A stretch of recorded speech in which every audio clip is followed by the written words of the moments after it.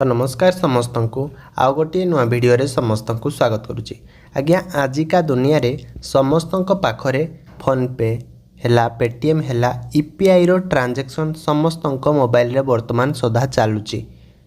तो जेहेतु सेमानकर मोबाइल रे पेटीएम है फोन पे है गूगल पे है ये सब आप गुड़िकर ऑनलाइन ट्रांजैक्शन सेमानकर मोबाइल रे चलुची। तो सेमानक पाई निश्चिंत भाव तो नोटिस जमीती है आज्ञा आसीबो।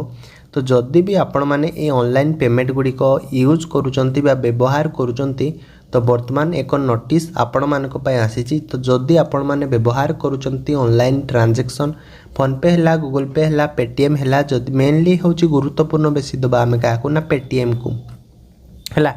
तो ये सब जिनसर जदि आपण माने व्यवहार करूचंती तो वर्तमान भिडियोटी को आपण माने निश्चिंत भाव में देखंतु संपूर्ण सूचना विषय आपण माने आजिर भिडियो रे जानि परिबे।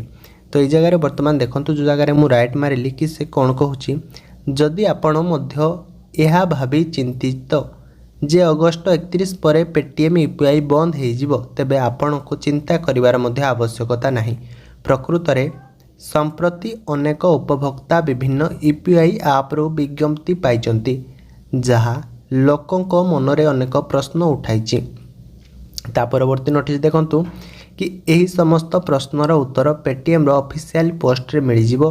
तो ये आपण माने देखंतु कोन कह ना अगस्त 31 रु पेटीएम यूपीआई रे कौन परिवर्तन देखा जिवो ताहा एठारे जानतु। तो वर्तमान आमे जानिबा कोन ना अगस्त 31 हैला अगस्त 31 रु पेटीएम माने आज ठारू कौन कौन पेटीएम एवं यूपीआई रे आमर कौन ना परिवर्तन देखा जिवो। तो वर्तमान आमे जानिबा आपण माने भी वीडियो को शेष पर्यंत देखंतु संपूर्ण जिनस आपण माने जानि परिबे।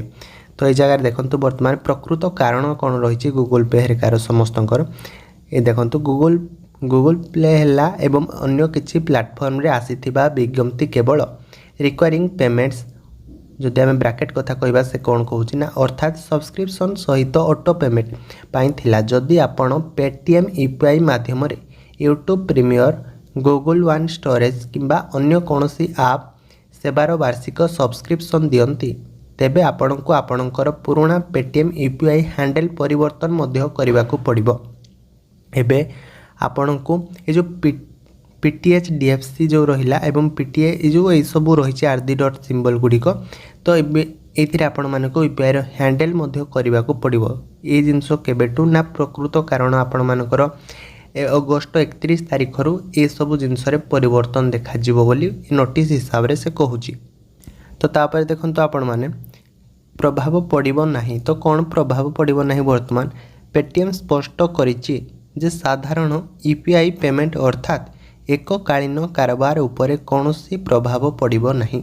आपण गूगल पे रे आप किणुचंती किंबा दुकान व्यवसायी को मध्य देय देउचंती समस्त एककालीन देय पूर्व परि मध्य जारी आज्ञा रहिबो।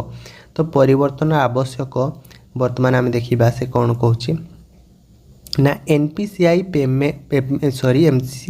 एनपीसीआई पेटीएम को तृतीय पक्ष एप्लिकेशन प्रदानकारी भाव में अनुमोदन करिछि। तो यही प्रक्रिया रे कंपनी यार पुराना यूपीआई हैंडल व्यवहारकारी को नूतन बैंक भागी हैंडल को मध्य स्थानांतर करुछि। तो अगस्त 31 शेष तारीख दिया जाइछि कारण नूतन नियम सेप्टेम्बर 1 रु कार्यकारी हेबो। एहा परे पुराना पेटीएम हैंडल रु सब्सक्रिप्शन पेमेंट मध्य काम करिवो नाही। तो ये सब जिनस आपण माने संपूर्ण भाव में मन रखि थांतु। तो कौन करने को पड़ो जदि आम कहबा तार शेष सूचना भाव में से दउछि पेटीएम आप खोलंतु एवं आपण मानकर यूपीआई आईडी को एक नूतन हैंडल ये सब जो आरडी डॉट अच्छे आपण माने पढ़ी दियंतु हैंडल अपडेट करंतु। जदि आपण चाहती तेबे आपण मानकर पुनरावर्ती देय गुड़िक फोन पे है जमीती गूगल पे है बीएचआईएम यूपीआई है कि व्हाट्सएप यूपीआई है परी अन्य जेकोसी यूपीआई आप सहित आपण माने लिंक करें। तो यह व्यतीत आपण माने कौन करेंगे ना सब्सक्रिप्शन पेमेंट पर डेबिट कार्ड कि क्रेडिट कार्डर विकल्प आपण माने व्यवहार करें है। तो ये सब जिनस आपण माने जदि व्यवहार करें तो किसी भी फरक पड़ो ना जहाँकि कहला कि अगस्त 31 रु आपण मानकर पेटीएम यूपीआई रे कौन परिवर्तन माने देखा आपण माने तो वर्तमान जानिले। तो ମୁଁ ଯେଉଁ ନୋଟିସ୍ ଗୁଡ଼ିକ ଆପଣମାନଙ୍କୁ ଦେଲି ତ ଏଇ ନୋଟିସ୍ ଗୁଡ଼ିକୁ ଯଦି ଆପଣମାନେ ମାନିକି ଚଳୁଛନ୍ତି ତ ଆପଣମାନଙ୍କର କିଛି ବି ଅସୁବିଧା ହେବ ନାହିଁ।